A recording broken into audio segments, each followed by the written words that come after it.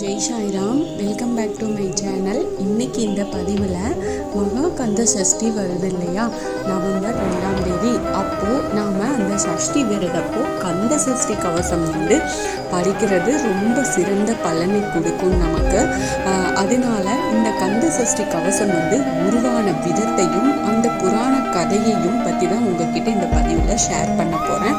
கண்டிப்பாக இந்த பதிவு உங்களுக்கு பயனுள்ள பதிவாக இருக்கும் அப்படின்னு நான் நம்புகிறேன்.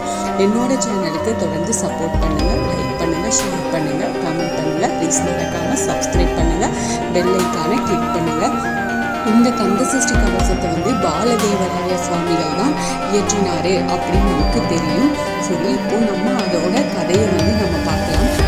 பாலதேவராய சுவாமிகள் ஒரு சமயம் ரொம்ப வயிற்று நோயால் ரொம்ப கஷ்டப்பட்டு அவதிப்பட்டு வந்திருப்பாரு. எவ்வளவோ சிகிச்சைகள் அவர் எடுத்தும் கூட பலனே கிடைக்காம இருக்கும். அவர் கடல்ல விழுந்து நம்ம தற்கொலை பண்ணிக்கலாம் அப்படின்ற முடிவோட திருச்செந்தூர் வந்திருப்பாரு.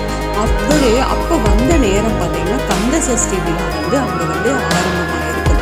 ஏற்கனவே பாலதேவராய சுவாமிகள் தீவிர முருக பக்தர் அப்படிங்கிறவங்க இந்த திருவிழா காட்சியை நம்ம பார்த்துட்டு போகலாம் அப்படின்னு கொஞ்சம் மனம் மாறி இருப்பார்.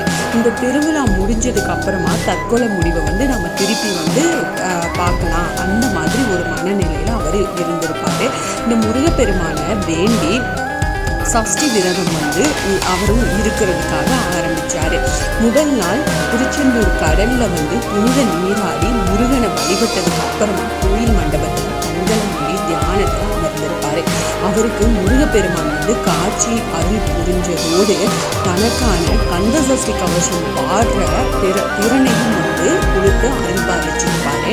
அடுத்த நிமிடமே பாலதேவராய சுவாமிகள் மனதில் பக்தி அவ்வளோ பக்தியோட இந்த பக்தி வெள்ளத்தோட பிரவாகம் எடுத்து இந்த சஷ்டியை முழுக்க சரவண பவனார் சிஸ்டருக்குடவும் செங்கதிர் வேலோன் அப்படின்னு துவங்கும் இந்த திருச்செந்தூர் திருத்தலத்திற்கான சஷ்டி கவசத்தை முதலாக எழுதி முடிச்சிருப்பாரு.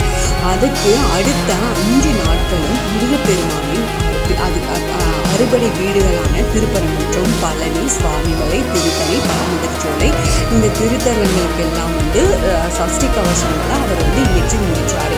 நாம் படிக்கிறது இந்த கந்த சஷ்டி கவசம் நம்ம ரெகுலராக படிக்கிறோம் இல்லையா, இது திருச்செந்தூர் முருகனுக்கான கவசம் தான்.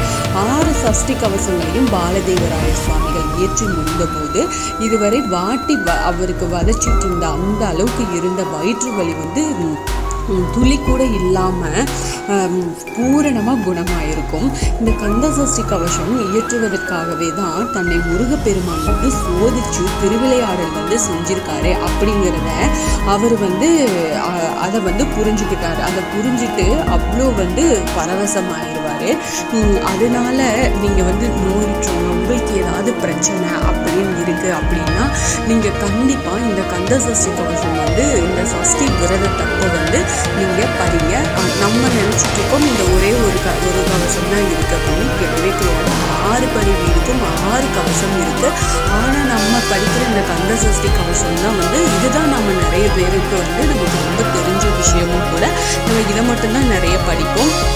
அதனால உங்களுக்கு உடல் உபாதைகள் இருக்குது, சர்ஜரி செய்ய வேண்டிய நிலைமையிலலாம் நாங்கள் இருக்கோம், இப்படியெல்லாம் நீங்கள் நினைக்கிறவங்களா இருந்தால் நம்ம இது குழந்தை பாக்கியத்துக்கு மட்டும்தான் படிக்கணும் அப்படிங்கிற உங்களுக்கு என்ன பிரச்சனையாக இருந்தாலும், முக்கியமாக இந்த உடல்நல பிரச்சனை, நமக்கு ஆரோக்கியம் அப்படிங்கிறது ரொம்ப எவ்வளோ முக்கியமான ஒரு விஷயம்.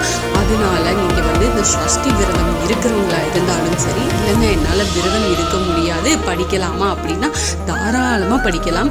நீங்கள் இந்த சஷ்டி அப்போ நீங்கள் அந்த ஸ்டார்ட் பண்ணுங்க படிக்கிறதுக்கு. கண்டிப்பாக முடிஞ்சால் ஒரு நாளைக்கு 6 தடவை படிங்க கந்த சஷ்டி கவசத்தை. இல்லைன்னா காலை மாலை 2 நேரமும் படிங்க. அது உங்களுக்கு கண்டிப்பாக கை மேலே பலன் கொடுக்கும். அவ்வளோ மகிமை வாய்ந்தது இந்த கந்த சஷ்டி கவசம் பாடுறது. அதுவும் இந்த சஷ்டி விரதத்தில் பாடுறது நமக்கு இன்னும் கூடுதல் பலனை கொடுக்கும். அதனால் நீங்கள் தவறாமல் விரதம் இருந்தாலும் சரி இல்லாட்டியும் சரி இந்த கந்த சஷ்டி கவசத்தை வந்து பாடுங்க. கண்டிப்பாக உங்களுக்கு உடல் ஆரோக்கியம் வந்து உங்களுக்கு மேலோங்கி போகும்.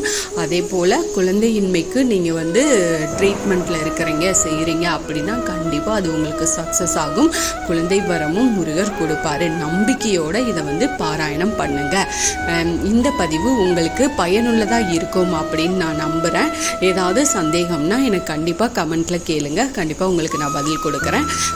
என்னோட சேனலுக்கு தொடர்ந்து சப்போர்ட் பண்ணுங்கள், லைக் பண்ணுங்கள், ஷேர் பண்ணுங்கள், கமெண்ட் பண்ணுங்கள். ப்ளீஸ் மறக்காமல் சப்ஸ்கிரைப் பண்ணுங்கள், பெல் ஐக்கானை கிளிக் பண்ணுங்கள். இது போல் ஆன்மீக பதிவுகள் எனக்கு தெரிஞ்ச எல்லாத்தையும் உங்ககிட்ட நான் ஷேர் பண்ணிக்கிறேன். Thank you friends. மீண்டும் அடுத்த பதிவில் சந்திப்போம்.